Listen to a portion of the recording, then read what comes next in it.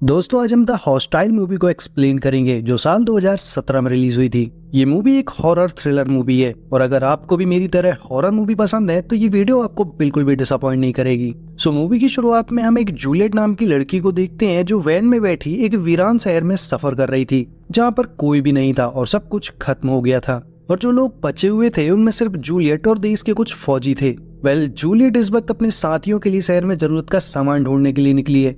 उसके पास वैन में एक गन और उसके हस्बैंड की तस्वीर भी थी क्योंकि वो अपने हस्बैंड से बहुत ज्यादा प्यार करती है। आगे वो एक गैस स्टेशन के पास पहुंचती है जहां वो जगह पूरी तरह से तबाह हो चुकी थी और क्योंकि जूलियट भी काफी थक चुकी थी इसलिए वो अंदर जाकर थोड़ा सा आराम करने लगती है। तभी उसे उस गैस स्टेशन की छत से कुछ अजीब सी आवाजें सुनाई देती हैं जिसे सुनकर वो काफी ज्यादा डर जाती है और फिर तुरंत वहां से चली जाती है। दरअसल पूरी दुनिया में एक ऐसी तबाही फैली हुई है जहाँ पर इंसानों की तरह दिखने वाले खतरनाक क्रिएचर्स थे जो शहर के चारों तरफ फैले हुए थे। ये क्रिएचर्स सिर्फ रात को निकलते थे और इंसानों का शिकार कर उन्हें मारकर खा जाते थे और गैस स्टेशन पर जूलियट ने जो आवाजें सुनी थीं वो उन्हीं खतरनाक क्रिएचर्स की थीं जो वहां पर छिपे हुए थे। आगे जूलियट वहां से निकलकर रेडियो के जरिए अपने कमांडर से बात करती है और गैस स्टेशन में हुई घटना के बारे में बताती है जिससे हमें ये पता चलता है कि वो क्रिएचर्स दिन में हमला नहीं करते हैं। वही जूलियट का कमांडर उसे सावधानी से अपना काम करने को कहता है और किसी भी खतरे में न पड़ने की सलाह भी देता है। अब जूलियट के रेडियो की बैटरी भी खत्म होने वाली थी और शाम भी हो चुकी थी इसलिए जूलियट को जल्द से जल्द अपने बेस पहुंचना था जिसके लिए वो एक शॉर्टकट रास्ता से जाने लगती है। थोड़ा दूर ड्राइव करने के बाद उसे एक वैन दिखाई देती है जहाँ पर एक बूढ़ा आदमी बहुत ही बुरी तरह से जख्मी हालत में था। उस आदमी को देख जूलियट उस पर गन पॉइंट करती है तो वो आदमी उसे बताता है कि कल रात कुछ क्रिएचर्स ने उस पर हमला कर दिया और उसकी ऐसी हालत कर दी। इसके बावजूद मैंने कुछ क्रिएचर्स को वैन के अंदर बंद कर दिया है। वो आदमी काफी ज्यादा दर्द में था इसलिए वो खुद को जूलियट से मारने को कहता है लेकिन जूलियट उस आदमी को मारकर अपनी गोली वेस्ट नहीं करना चाहती थी। जिसके बाद जूलियट वैन में जाकर उस सभी क्रिएचर्स को मार देती है। इधर बाहर वो आदमी भी मर चुका था। जिसके बाद जूलियट वहां से अपनी सभी जरूरतों का सामान लेती है और वापस अपने बेस की ओर निकल जाती है। इस सब के बीच जूलियट का काफी सारा टाइम वेस्ट हो चुका था और रात भी होने वाली थी। इस बात का अंदाजा जूलियट को भी था इसलिए वो वैन को काफी स्पीड से चला रही थी। अब जब जूलियट बेस की ओर जा ही रही होती है तभी उसका ध्यान उसके पति की फोटो पर पड़ता है और तभी तस्वीर को देखते हुए उसका ध्यान भटक जाता है और वैन का एक्सीडेंट हो जाता है। इसके बाद मूवी का सीन शिफ्ट होता है जहां हमें जूलियट की पास्ट लाइफ के बारे में दिखाया जाता है जब दुनिया ऐसी नहीं थी और जहां सब कुछ सामान्य था। जूलियट को हम एक आर्ट गैलरी पर देखते हैं जहां वो कुछ पेंटिंग्स को देख रही थी। दरअसल जूलियट को पेंटिंग्स में कोई दिलचस्पी नहीं थी, वो तो बस वहाँ फ्री का खाना खाने और बारिश से बचने के लिए आई है। जैक से भी जूलियट पहली बार यहीं पर मिली थी जो उस वक्त उस आर्ट गैलरी का मालिक था।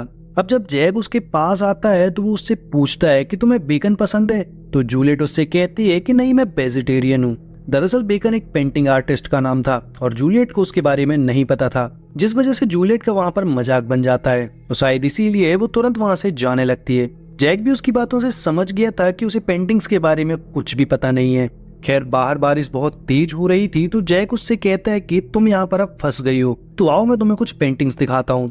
जिसके बाद जैक जूलियट को एक पेंटिंग दिखाता है जिसमें बहुत ही अजीब सी शक्ल बनी हुई थी। वो कहता है कि इसे ध्यान से देखो, शायद इसे देखकर तुम्हें लगेगा कि ये कितनी बुरी है लेकिन कुछ देर ध्यान से देखने के बाद तुम्हें समझ आएगा कि इस बदसूरत पेंटिंग के पीछे कितनी खूबसूरती छिपी है। इस सब के बाद जैक जूलियट को अपने घर पर इनवाइट करता है। वहीं जैक का घर देखकर जूलियट काफी हैरान हो जाती है क्योंकि जैक का घर बहुत बड़ा था और बहुत ही सुंदर भी। अब वो दोनों बैठकर ढेर सारी बातें करते हैं जिससे हमें ये पता चलता है कि उन दोनों के पेरेंट्स नहीं हैं और वो दोनों इस दुनिया में बिल्कुल अकेले हैं। लेकिन थोड़ी देर बाद जैक का इतना अच्छा बिहेवियर देखकर जूलियट को काफी अजीब लगता है और वो तुरंत ही वहां से चली जाती है, वो भी बिना कुछ बताए। इसके बाद हमें कुछ दिन बाद का सीन दिखाया जाता है जहाँ पर जैक जूलियट को एक बूढ़े आदमी के साथ देखता है। वो दोनों एक रेस्टोरेंट में बैठे हुए थे और जब जैक उनका पीछा करता है तो उसे पता चलता है कि जूलियट ये सब पैसे के लिए करती है, यानी कि वो पैसे लेकर बूढ़े लोगों के साथ अपनी शाम गुजारती है। ये सब देखकर जैक को काफी बुरा लगता है और वो जूलियट का पीछा करते हुए उसके घर तक आ जाता है। यहाँ वो देखता है कि कुछ गुंडे जूलियट को हाउस रेंट के लिए परेशान कर रहे थे क्योंकि उसने खुद के घर का किराया नहीं दिया था। तो अभी ये सब देख जैक उसकी मदद करता है और घर के मालिक को किराया भी देता है। साथ ही वो जूलियट से कहता है कि मैं तुम्हारी मदद करना चाहता हूँ अगर तुम्हें उससे कोई परेशानी ना हो तो। लेकिन जूलियट जैक की कोई भी बात नहीं सुनती और उसे यहाँ से चले जाने को कहती है। जिसके बाद कई दिन गुजर जाते हैं जहाँ जैक और जूलियट एक दूसरे से नहीं मिलते। लेकिन फिर एक दिन जब उन्हीं गुंडों ने जूलियट को मार पीट कर घर से निकाल दिया था तो वो सीधा जैक के घर जाती है। उसकी हालत बहुत खराब थी। जैक भी उससे बिना कोई सवाल किए उसके सारे घाव को साफ करता है और उसका काफी अच्छे से ख्याल भी रखता है। शायद वो उससे प्यार करने लगा था, लेकिन ये बात जूलियट नहीं जानती थी। यहाँ हमें पता चलता है कि जूलियट को ड्रग्स लेने की आदत थी और अगले दिन जैसे ही उसकी आंख खुलती है तो वो सीधा ड्रग्स लेने के लिए बाहर जाने लगती है। लेकिन जब जैक उसे बाहर जाने से रोकता है तो जूलियट उस पर बहुत गुस्सा करती है और घर की चीजों को भी तोड़ने लगती है, जिसके बाद जैक उसे जबरदस्ती रोकता है। जैक उसकी नशे की हालत छुड़वाना चाहता था और वो ये सब जूलियट की भलाई के लिए कर रहा था, इसलिए वो शहर के बाहर एक बड़ा सा घर भी लेता है ताकि जूलियट वहां के माहौल से दूर रहे। अब कुछ दिन साथ रहने के बाद इन दोनों ने शादी भी कर ली थी। कुछ दिन बाद जूलियट जैक को खुशखबरी देती है, यानी कि जूलियट अब मां बनने वाली थी और इस न्यूज को सुन के जैक भी बहुत खुश होता है। लेकिन जब उनका बच्चा पैदा होता है तो वो मरा हुआ पैदा हुआ था, जिससे वो दोनों काफी दुखी हो गए थे। जैक ये बात जानता था कि जूलियट की नशे वाली आदत की वजह से उनका बच्चा मर गया, लेकिन फिर भी वो जूलियट को कुछ नहीं कहता क्योंकि वो दोनों इस वक्त काफी दुखी थे। वहीं अपने बच्चे को खोने के बाद जूलियट बिल्कुल टूट चुकी थी और अब वो पहले से भी ज्यादा नशा करने लगी थी। वो नशे की हालत में रात भर घर से बाहर रहती थी। वहीं जैक उसे रोज रात कहीं से भी ढूंढकर घर लाता था और उसका ख्याल रखता था। जैक उसकी इन सब हरकतों से बहुत परेशान हो चुका था। एक दिन जैक जब जूलियट को घर वापस ले जा रहा था तभी दोनों के बीच झगड़ा हो जाता है। इसी बीच जूलियट जैक से कहती है कि तुम्हारी वजह से मेरा बच्चा मर गया, जिसे सुनकर जैक को बहुत गुस्सा आ जाता है और वो गाड़ी से उतरकर वहां से चला जाता है। जिसके बाद जूलियट भी एक बार में आकर ड्रिंक वगैरह करने लगती है। कुछ देर बाद जूलियट के फोन में जैक की कॉल आ रही होती है, लेकिन वो फोन नहीं उठाती और उसे टोटली इग्नोर कर देती है। लेकिन तभी थोड़ी देर बाद उसकी नजर बार में लगे टीवी पर पड़ती है, जिसमें एक स्टेशन में हुए केमिकल अटैक की न्यूज दिखाई जा रही थी, जिसमें करीब 40 लोग मारे जा चुके थे। इसे देखने के बाद वो काफी घबरा जाती है और तुरंत ही जैक को कॉल करती है, लेकिन जैक का फोन जैक नहीं कोई और आदमी उठाता है, जो उसे बताता है कि जैक की हालत बहुत खराब है और इस वक्त वो हॉस्पिटल में है। जूलियट तुरंत हॉस्पिटल पहुंचती है और देखती है कि जैक के कमरे में है और अपनी आखिरी सांसें गिन रहा है। वहीं जैक की ऐसी हालत देख अब उसे एहसास होता है कि काश उसने जैक के साथ झगड़ा ना किया होता तो आज जैक ठीक होता।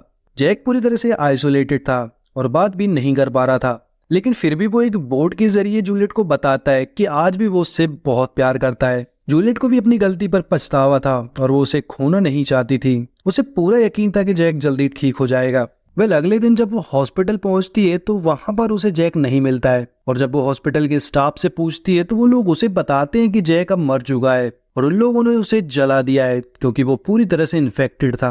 अब ये सब सुनकर तो जूलियट पूरी तरह से टूट जाती है क्योंकि जैक के जाने के बाद वो फिर से अकेली पड़ गई थी। जैक उसके लिए एक फरिश्ता की तरह था क्योंकि आज अगर वो जिंदा है तो सिर्फ जैक के प्यार और उसकी अच्छाइयों की वजह से। तो ये था दोस्तों जूलियट के पास्ट के बारे में। इसके बाद वापस से हमें प्रेजेंट डे का सीन दिखाया जाता है जहां पर जूलियट की वैन का एक्सीडेंट हुआ था। अब धीरे धीरे जूलियट को होश आता है तो वो देखती है कि उसका एक पैर टूट चुका है और उसका वही टूटा हुआ पैर वैन की स्टीयरिंग में फंसा हुआ है, तो वो हिल डुल नहीं पा रही थी। वो जब अपने आसपास देखती है तो उसे अपनी गन दिखाई पड़ती है जो वैन के बाहर वैन से कुछ दूर पड़ी हुई थी। वो एक तार के जरिए उसे अपने पास खींचने की कोशिश करती है लेकिन नहीं खींच पाती, जिसके बाद वो किसी तरह अपनी टांग को वहां से बाहर निकालती है और देखती है कि उसके पैर की हड्डी टूट चुकी है और बाहर भी निकल रही है। तो जूलियट घाव वाली जगह पे थोड़ी सी शराब डालती है और हड्डी को हाथ से दबाकर उसे अंदर करती है। ऐसा करने से उसे बहुत तेज दर्द भी होता है और बाद में वो कसकर अपने पैर को बांध देती है। इसके बाद जूलियट रेडियो के जरिए अपने कमांडर को मैसेज देने की कोशिश करती है लेकिन उसकी किसी से भी बात नहीं हो पा रही थी। अब वो धीरे धीरे रेंगते हुए वैन के बाहर जाती है और अपनी गन को उठा लेती है, लेकिन तभी रेडियो की आवाज सुनकर एक अजीब सा दिखने वाला क्रिएचर वहां पर आ जाता है, जिसे देखकर जूलियट तुरंत वहां से भागकर वैन के अंदर आ जाती है। असल में ये क्रिएचर पहले इंसान ही हुआ करते थे, लेकिन उस केमिकल अटैक के बाद जिसमें जैक भी मारा गया उसमें ज्यादातर लोग या तो मारे गए और जो लोग बच गए थे वो क्रिएचर्स में बदल गए। अब जब क्रिएचर वहां से जाने लगता है तभी अचानक जूलियट के रेडियो से एक आवाज आने लगती है, लेकिन जल्दी ही वो रेडियो को बंद कर देती है ताकि क्रिएचर उसकी आवाज सुनकर वापस ना आए। लेकिन फिर भी क्रिएचर ने वो आवाज सुनी ली थी और वो वैन की ओर वापस आने लगता है। जूलियट स्मार्टली तुरंत रेडियो को ऑन करके वैन के बाहर फेंक देती है, जिससे वो क्रिएचर रेडियो के पास जाकर उसे कहीं दूर फेंक देता है। आगे जूलियट कुछ स्टिक लाइट्स को बाहर फेंकती है ताकि वो अंधेरे में रेडियो को ढूंढ सके और उसे रेडियो मिल भी जाता है, लेकिन अब वो एक क्रिएचर की नजर में आ चुकी थी। जूलियट उससे बचने के लिए वापस से वैन के अंदर आती है और सामने की तरफ गन पॉइंट करके क्रिएचर के पास आने का वेट करने लगती है, लेकिन तभी क्रिएचर सामने से ना आकर पीछे से आ जाता है और जूलियट को पकड़ लेता है। तो अब जूलियट उससे बचने के लिए वैन का एक्सीलेटर दबाकर रेस देने लगती है, जिसकी आवाज से वो क्रीचर वहां से दूर चला जाता है। वेल इसी बीच जूलियट के रेडियो पर जवाब आता है, जिसमें वो उससे कहते हैं कि तुम अपनी वैन की ट्रैकिंग डिवाइस को ऑन कर दो ताकि बेस के लोग तुम्हें ढूंढ सकें। साथ ही वो उसे उन क्रिएचर से बचने के लिए भी कुछ एडवाइस देते हैं। अब इसी बीच एक क्रिएचर वैन की सामने वाली विंडो को तोड़ देता है और अंदर आने की कोशिश करता है, लेकिन जूलियट स्मार्टली वैन की फ्रंट लाइट को ऑन कर देती है, जिससे वो क्रिएचर्स वहां से भाग जाता है। इससे हमें ये पता चलता है कि ये क्रिएचर ज्यादा रोशनी और तेज आवाज को बर्दाश्त नहीं कर सकते, इसलिए दिन में नहीं रात में शिकार करते हैं। इसके बाद जूलियट वापस अपने कमांडर से बात करती है, तो वो लोग उससे कहते हैं कि उसे लेने कोई नहीं आ रहा है क्योंकि वो एक डेंजर जोन में है और ऐसे में वो और खतरा मोल नहीं ले सकते। तो अगर तुम कल सुबह तक जिंदा रही तो तुम्हें लेने जरूर आएंगे। कमांडर की बात सुनकर उसे काफी बुरा लगता है और अब उसकी हिम्मत बिल्कुल टूट चुकी थी। तभी उसे एक गाड़ी के पास आने की आवाज सुनाई देती है, तो वो उन्हें हॉर्न बजाकर अपने पास बुलाने की कोशिश करती है। दरअसल जूलियट जिन लोगों को अपने पास बुला रही थी वो लोग चोर और बदमाश गुंडे थे, जो लोगों को मारकर उनका सामान वगैरह छीन लिया करते थे। वेल उनमें से एक आदमी जूलियट पर हमला करता है और उसे मारने की कोशिश करता है, लेकिन तभी वो क्रिएचर उसे बाहर खींचता है और उसे पूरी तरह से मारकर खा जाता है, जिसे देखकर उसके बाकी साथी वहां से भाग जाते हैं। अब ये सब देख जूलियट बहुत ज्यादा डर जाती है और उसे कोई भी उम्मीद अब नजर नहीं आ रही थी।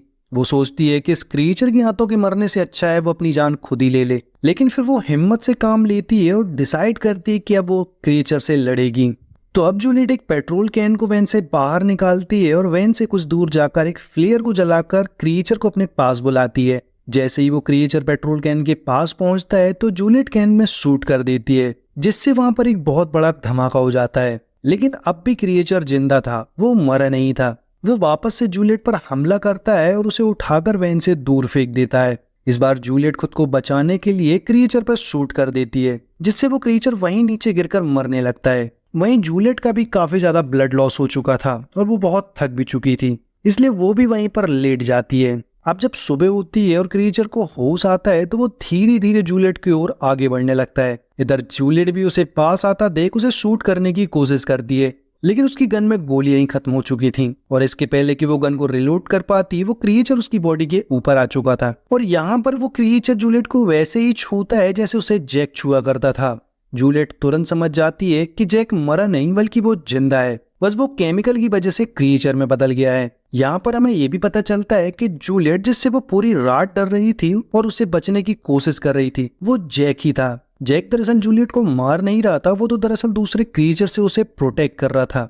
तभी जूलियट को जैक की वही पेंटिंग वाली बात याद आती है जिसमें वो काफी अजीब शक्ल बनी हुई थी। दरअसल जैक उस पेंटिंग की अगलीनेस के पीछे की खूबसूरती देखने को कह रहा था। साथ ही उसे ये भी समझ आ गया था कि जैक ने उसे क्यों कहा था कि हमारा मिलना हमारी किस्मत में था।